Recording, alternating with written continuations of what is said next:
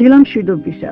გასული საუკუნის 10-იან წლებში გაგრის სიახლოვეს მდებარე საძოვრებზე მუჟაველი მწყემსების სააფონო კარავს აფუნის კარეს მიადგა ორი ახალგაზრდა კაცი და ღამის გასათევი გინოსერაფა ითხოვა. მწყემსებს ისე რომ კარვის წესისამებრ არც უკითხავთ მათი ვინაობა, დიდებულად უმასპინძლეს ჭაბუკებს, რომლებიც დაღლილებით ჩამდნენ, თუმცა კი ისედაც გვიანი სერობა გამთენიამდე გაგრძელდა. სტუმარ მასპინძლები დილამდე ლაპარაკობდნენ ქვეყანაზე, მის წარსულზე, აწყოსა და მომავალზე. მოწვილებს კი აინტერესებდათ ყველაფერი, რაც მწყემსების ცხოვრებასა და ფილოსოფიას ეხებოდა. მათზე პირსიტყვიერება აშიფრულ ეროვნულ მითოსურ მეხსიერებასთან ერთად. დილით მოწვილებს უთხრეს, რომ მათთან საუბარი გაგრიდან საგანგებოდ ამოსულ ჯოგების მფლობელს მეპატრონეს სურდა. მათი საუბარი დამთავრდა ისე, რომ მოწვილებმა, რომელთაც გაგრის სასტუმროში ღამის გასათევი ფული არ ჰქონდათ, ღვთაშესხმულებმა განაგრძეს გრძელი და ძირადღირებული გზა პეტერბურგისკენ. ორივეს გარანტირებული ჰქონდა სტიპენდია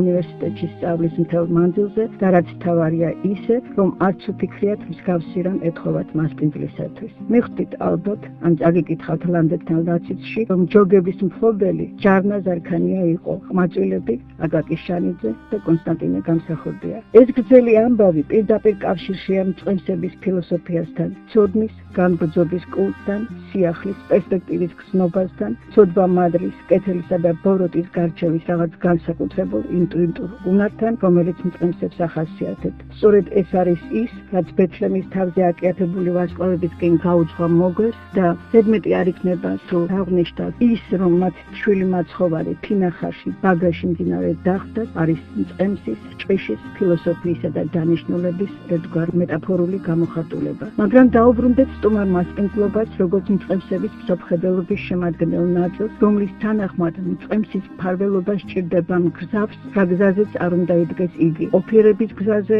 რომელიც ხშირად ხიფათით არის სავსე, თუ შემეცნების გზაზე, რომელიც არანაკლებ ხიფათს უმზადებს ადამიანს. ამიტომ უჭირავს მწყემსების ლოცვებში განსაკუთრებული ადგილი ლოცვას გზამოჭრილთათვის და წყალში გაჭირებულთათვის. ეს პირდაპირ კავშირშია მწყემსის მიერ თავისი დანიშნულების ფართო ხედვასთან, გზააბნეულთა და ეკლიან გზაზე მავალთა მწყემსვასთან, რაც გზააბნეული კრავის ძებნის მეტაფორაშიც არის ასახული. როგორ არ გაგვახსენდეს აქ დანიელ ფიფიას ტყვაცუნს ჭვენს, მერე ხანს ჭყეშ მეგორუნს ევეთ ხას. გზავრისა და მწყემსის იდუმალი კავშირის მეტაფორას წარმოადგენს მოიალაღე მწყემსების ლოცვა ჭყონ მიოხვამო, რომელსაც იალაღებისკენ, სააფუნო საძოვრებისკენ მიმავალი მწყემსები ასრულებდნენ ჯოგის შეჩვენების ადგილას, რომელსაც როგორც წესი მინდორში ეულად მდგარი ჩილოვანი მუხა ტებეჭყონი წარმოადგენდა. მნიშვნელოვანია, რომ ეს ლოცვა გაცილებით მეც ნიშნავდა, ვიდრე მემთეურობის, მთავარობის პერიოდში ხიფათიან გზაზე მავალი ამ კონკრეტული ჯოგისა და მწყემსების მფარველობის თხოვნაა. ჭყონ მიოხვამო იყო ლოცვა საზოგადო მგზავრების ხიფათიან გზებზე მავალთა მფარველობისთვის. მწყემსებს გაცნობიერებული ჰქონდათ თავიანთი დანიშნულება და პასუხისმგებლობა ყველა სულიერის,